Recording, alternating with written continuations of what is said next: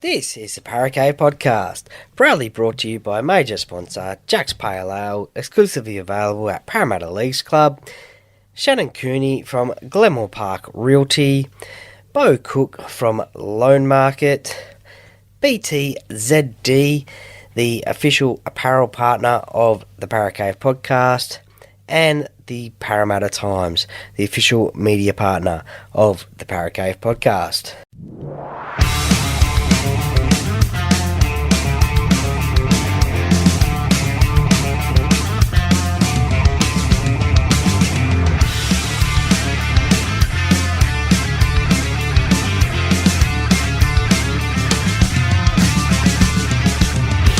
Welcome to another episode of the Paracave Podcast. And now over to your host, Troy Warner, broadcasting live from the world-famous Paracave.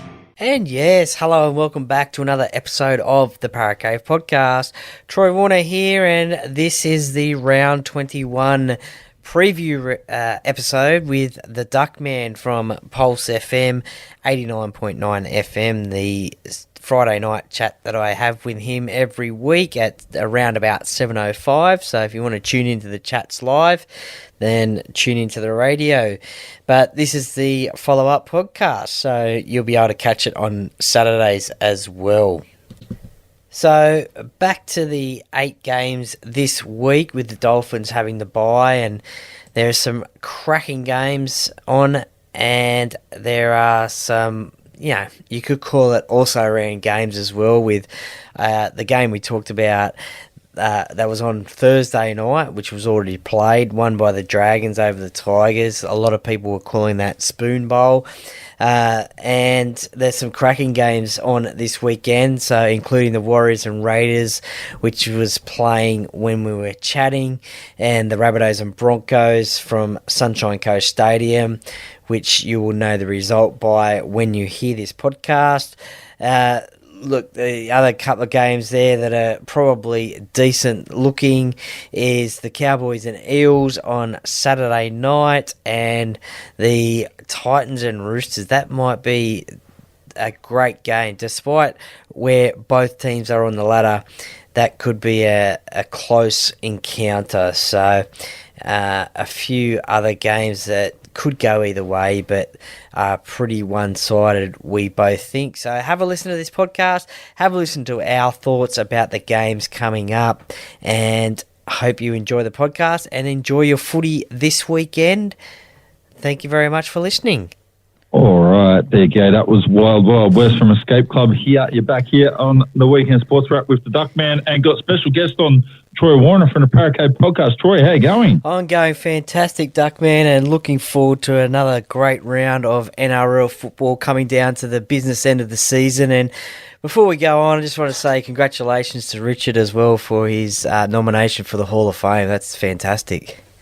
Yeah, that's right. So it is an extraordinary achievement. So he downplays it completely, saying it's a small, insignificant thing, but all the contributions, they all lead to the big picture stuff, and he's done some stuff that I'd be very honoured if I could achieve that in my life with professional sports. That's it. Well, speaking of the Hall of Fame, earlier this week, George Piggins and Ian Heads were inducted into the Rugby League Hall of Fame as well. So George Piggins, a former South Sydney player, coach, also significant with getting South Sydney back into the competition in 2002, I think it was.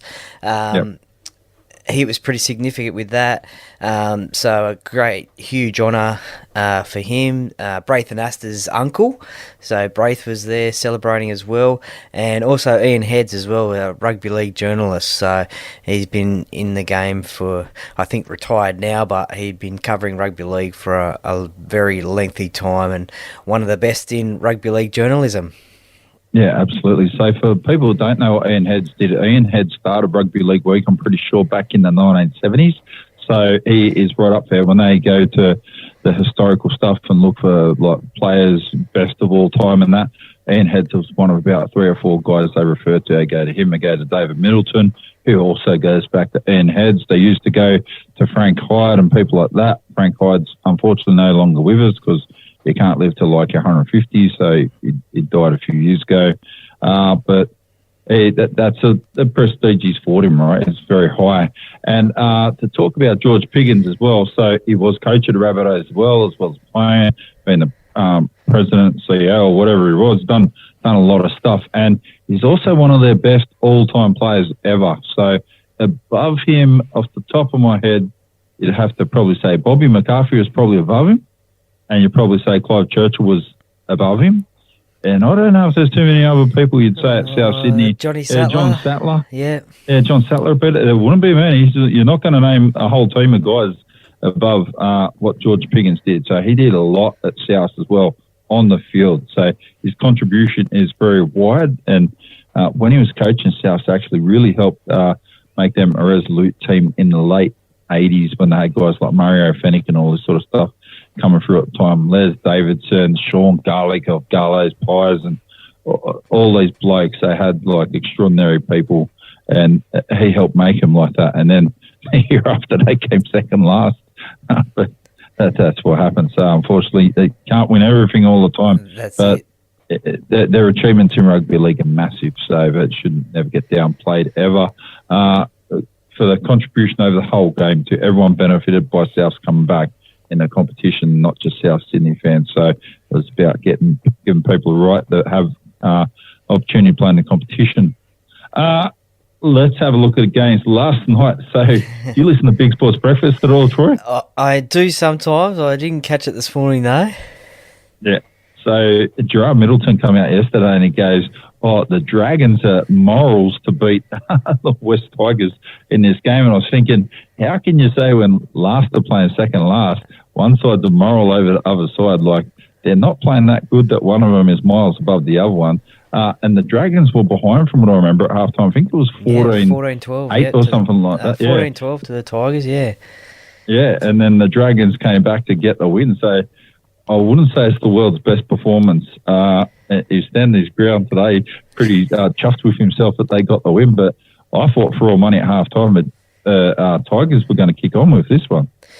Yeah, well, I think going into this game, I thought everyone would think that the Dragons were going to win 13+ against the Tigers, playing down in Wollongong, another sort of ground where the Dragons step up, like we see Manly when they play at Brookvale. But the Tigers, they've been in the news the last couple of weeks about off-field issues, and they really turned it on against the Dragons. But they scored the first try, and after that, the Dragons came back and scored the next couple of tries. And as you said, the Tigers were winning at half-time, so you thought Tigers fans thought there was a glimmer of hope that they were going to get this win.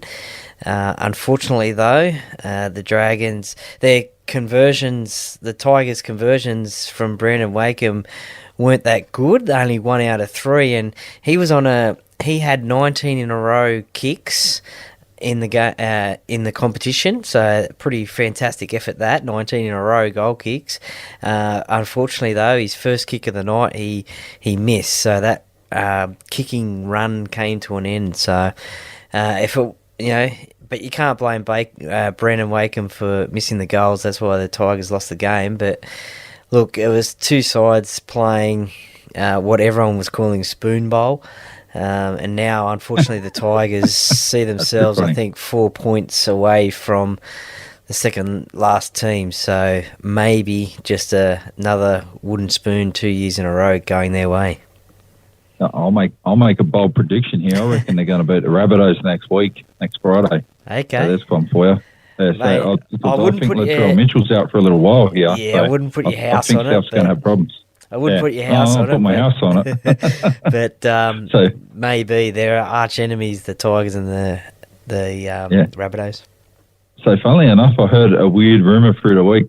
Someone reckons there should be a merger between West Tigers, Souths, Cronulla and St George Illawarra, and call them the Southern Tiger Sharks. Like, how is that going to work? What colours are they going to have? 4 clubs into one. Well, effectively 6 if you consider that Illawarra was in there as well, and West were in there as well. So Southern Tiger Sharks, Souths, Cronulla, St George Illawarra, and West Tigers. Yeah, that's not going to happen.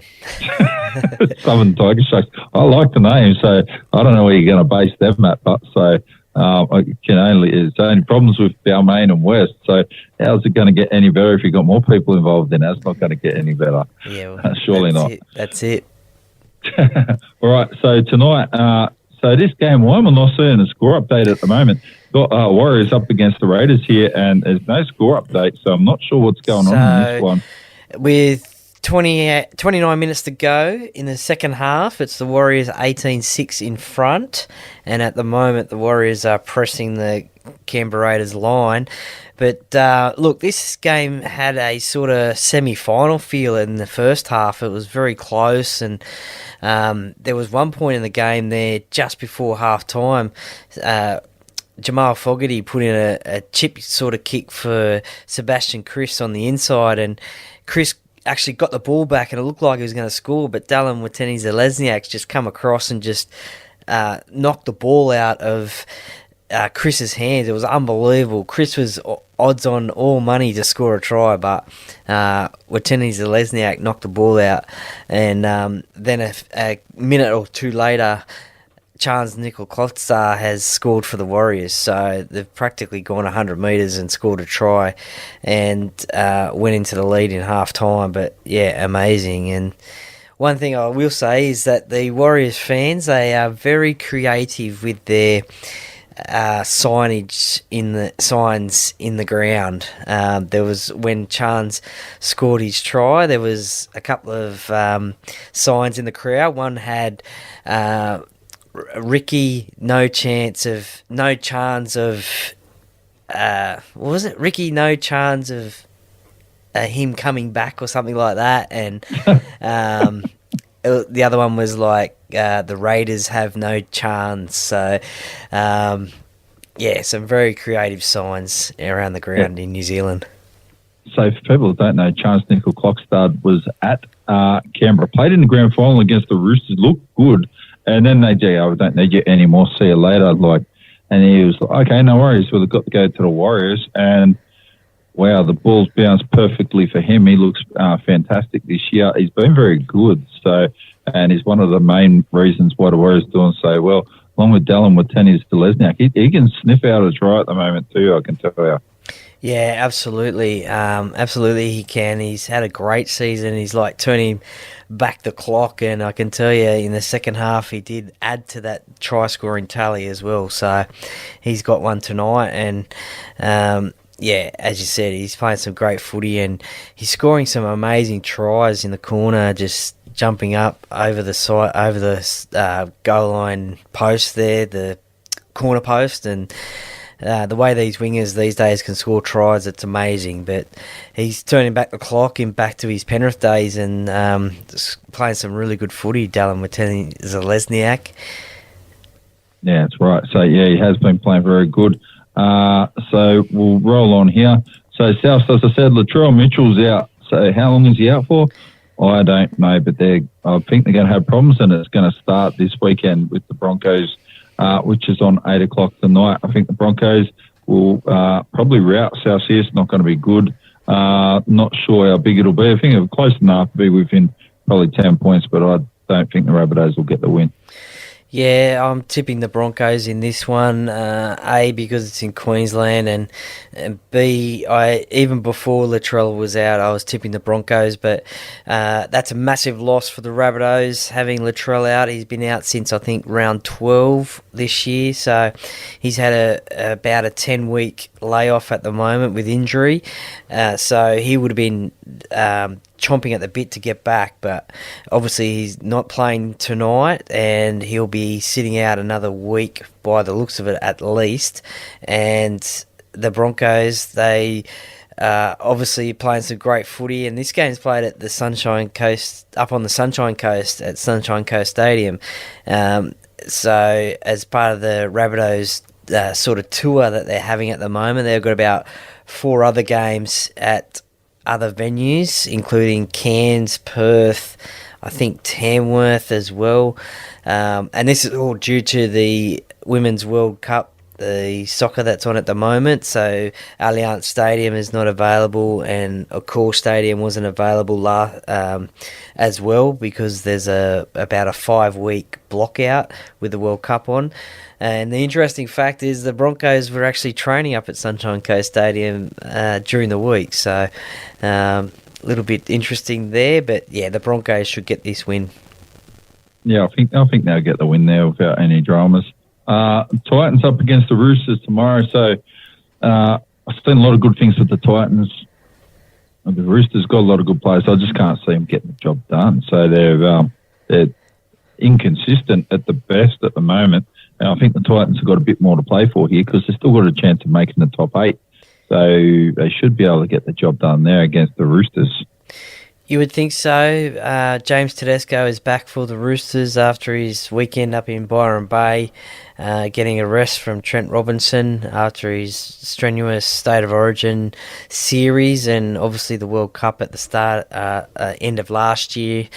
So the coach decided to give him a break last week. They lost against the Storm, but he's back this week for the Roosters, who have really struggled this year. They were premiership favourites at the start of the year. I think they were. Everyone was tipping them for the premiership, but I thought they'd win the comp 100%. Yeah, so and you're like a lot of people, so they've really struggled. I think these teams are on both the 20 points, so it's a very crucial game for both teams. They don't want to start mathematically trying to make the finals, but I think the Titans will get the win in this one at home. The big loss for them is Big Tino Fa'asuamaleaui is out, suspended for 3 weeks, I think it is. So a big out for them, but AJ Brimson's back as captain this week after sitting out last week. And so, yeah, I can see the Titans getting this one. Could be a close one, although the Roosters do have an advantage over the Titans, I think, winning the last 9 out of 10 meetings or something like that. Yeah, so did I hear right, Tino Fa'asuamaleaui is still seeking a release for next year from the Titans, or wants to, maybe not seeking a release, wants permission to be able to chat to other clubs? Well, I think that's still sort of up in the air at the moment. He can look for another club if another club comes forward, due to a clause in his contract, apparently, about the coach, Justin Holbrook, now that he's not there anymore. I don't think, though, talking to a few Titans fans and listening to a few people in the media, I don't think Tino would leave Gold Coast. He's got his brother playing up there at the moment with him as well. Family up there, so he's the captain. He's on $1 million a year. So he's a young guy too. He's young, and he'd probably want to win a premiership for the Titans. He's a Queenslander as well.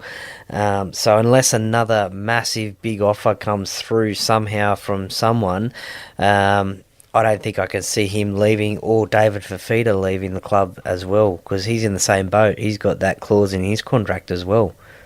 Yeah, I think they'll both stay. I think they'll get more money. I think they might be trying to do that, and I think they'll be part of the backbone of what Des Hasler builds around for the future for the club. So I do think Gold Coast will become more consistent next couple of years, and like I said, I think they'll beat the Roosters tomorrow there.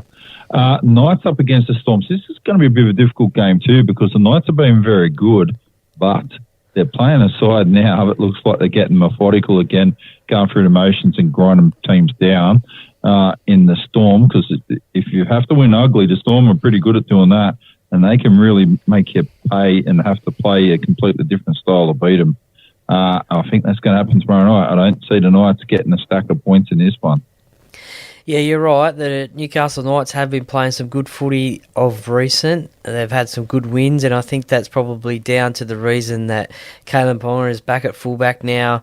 He has been for most of the season, and also he sat out this year's State of Origin series as well and concentrated on playing for Newcastle. So I think a couple of wins there he's contributed to them really well, albeit they've beaten the Tigers and the Bulldogs, but you still have to beat whoever's in front of you.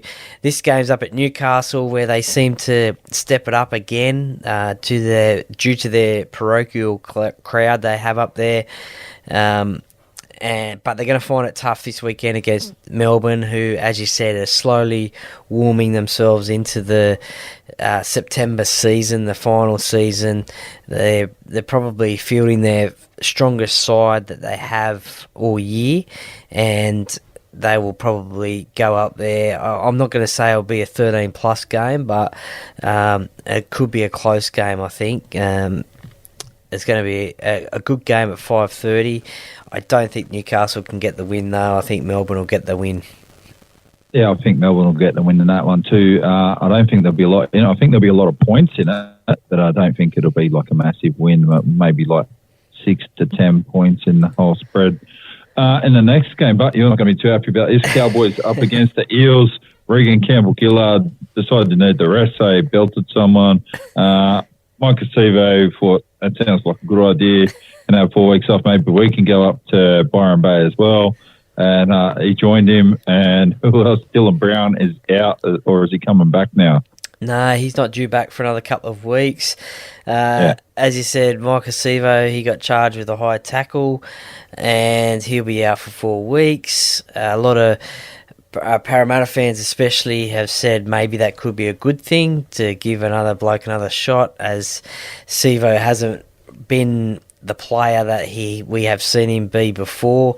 Whether he's struggling with something, who knows, but it could be a good thing. Regan Campbell-Gillard, 4 weeks for knees in the back, and yeah, a very clumsy incident, I thought. I mean, some of the rugby league experts have come out and said that it was an intentional knee in the back, but I don't think players go out to hurt other players, and I just think it was clumsy. Brad Arthur said the other day that it was potentially his fault for leaving Regan on for too long, so maybe it was a sign of tiredness. He was tired and clumsy, and that's why that happened. But this is going to be a tough game for Parramatta. The last time they were up there was, of course, the prelim final last year, Friday the 23rd of September, and the Eels got the job done. I think that was a fly-in, fly-out mission, so they flew in the morning and went out in the obviously after the game, and they got the chocolates that night and went into the grand final. But this is going to be a tough encounter. The Cowboys, they're getting back to their 2022 form. I think the last 3 games, their opposition hasn't scored double figures, so their defence is getting back, and part of the reason why they're going so well at the moment is their fullback, Scott Drinkwater. He's going really well, and he'll be one to watch in this game. Yeah, they're going to get tested this game because Cowboys can score points. If they're going to do it, it'll be this game. Funny anomaly of last year too, when it happened in the preliminary final, was Mitchell Moses' wife or girlfriend or whatever pregnant at the time? I remember something about that. Was it him? Yeah. Mitchell Moses' partner was pregnant, and I think she had the baby after he was having the game, I think. So she was going into the hospital.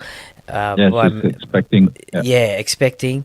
And he was up at the game, so he found out, I think, just before the game. I can't really remember what happened there, but so he missed the birth of his first child because he was playing in a prelim final, because it's a big call between partners as to what to do, but I suppose you don't get the chance every year to play in a prelim final for the chance to play in a grand final. So, all right, I'm gonna confess some stuff here. So I got 2 kids, 2 kids, my own 2 step kids.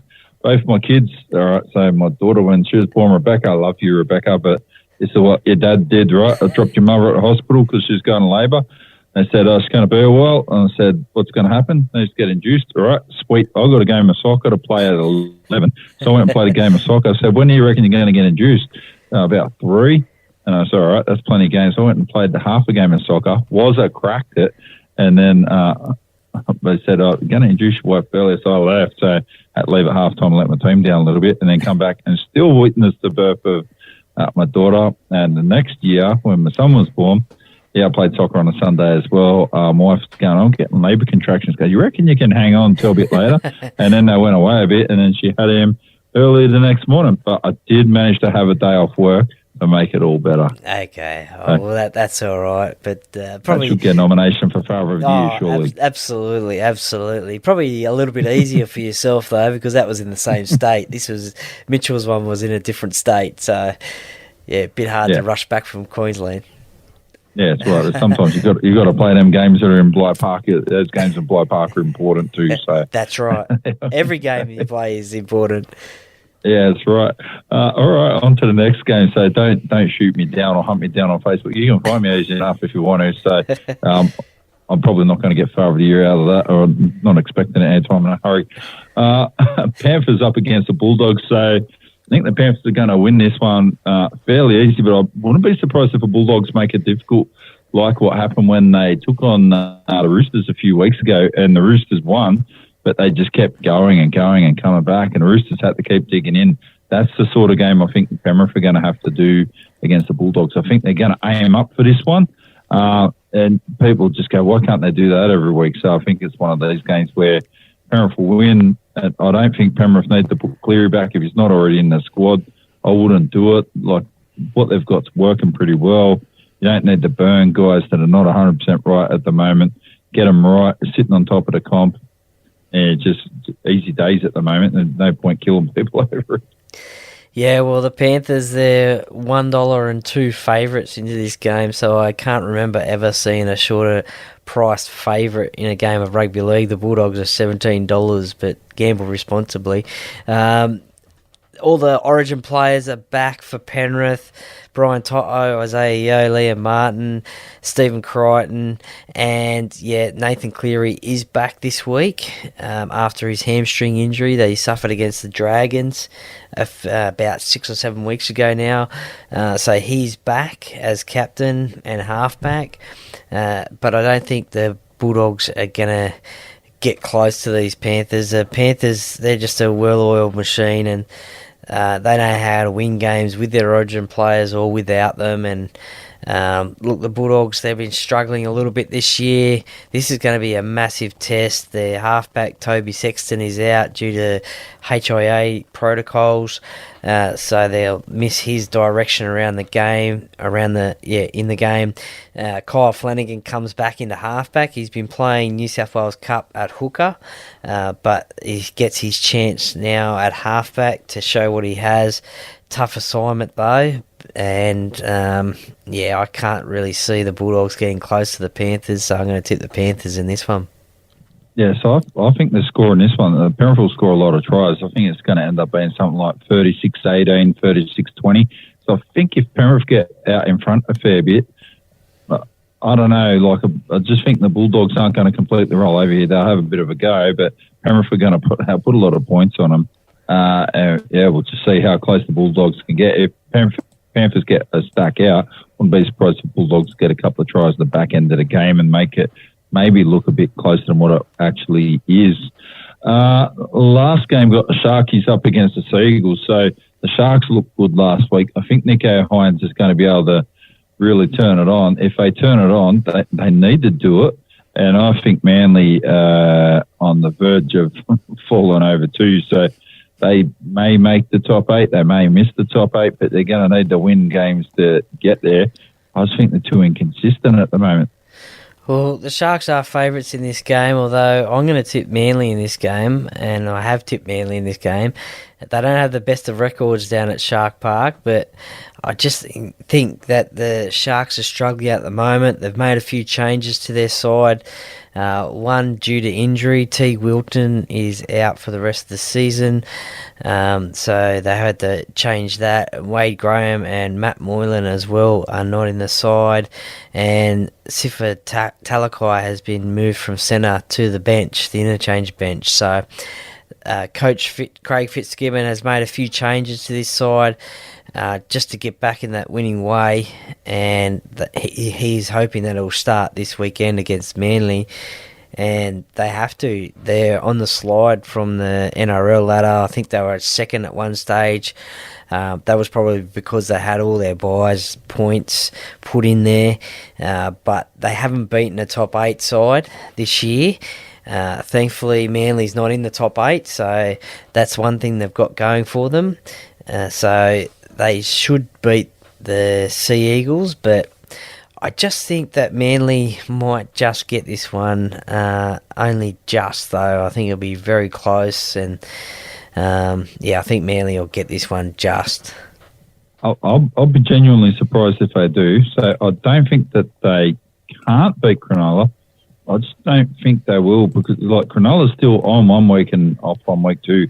That like they're way inconsistent. So it's why I could see them getting slammed out of the finals pretty easy if they don't sort it out. We'll see how it goes. Anyway, what do you got on this weekend, Troy? Well, just before I get into that, the NRLW competition starts this weekend as well. Oh, absolutely, yeah. I haven't got that. I forgot to write the games down. Yeah, no, that's okay. So the Titans take on there's 4 new clubs this year in this competition. The Cowboys being one of them. They take on the Titans tomorrow, Saturday, 12:50 p.m. The Knights play the Dragons. It's 3:10 tomorrow, and then 7:45 p.m. it's the Broncos versus the Roosters. So 2 of the competition heavyweights in the competition. I think the Roosters are touted as favourites for this competition.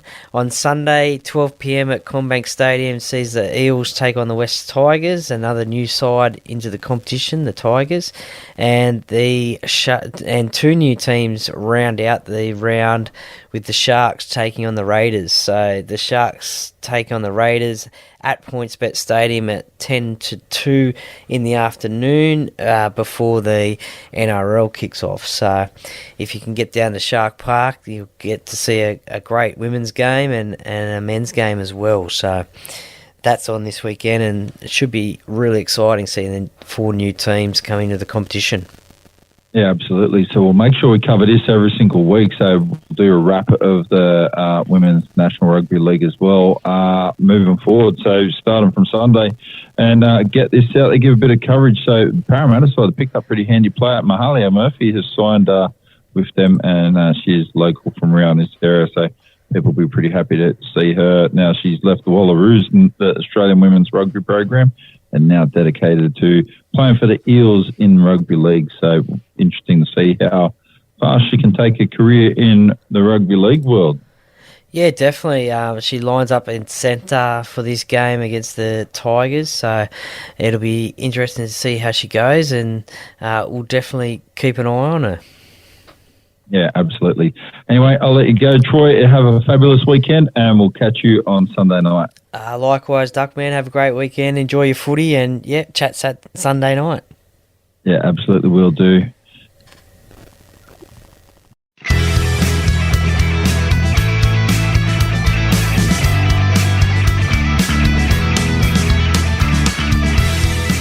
Thank you for listening to another episode of the Paracave Podcast. See you next time.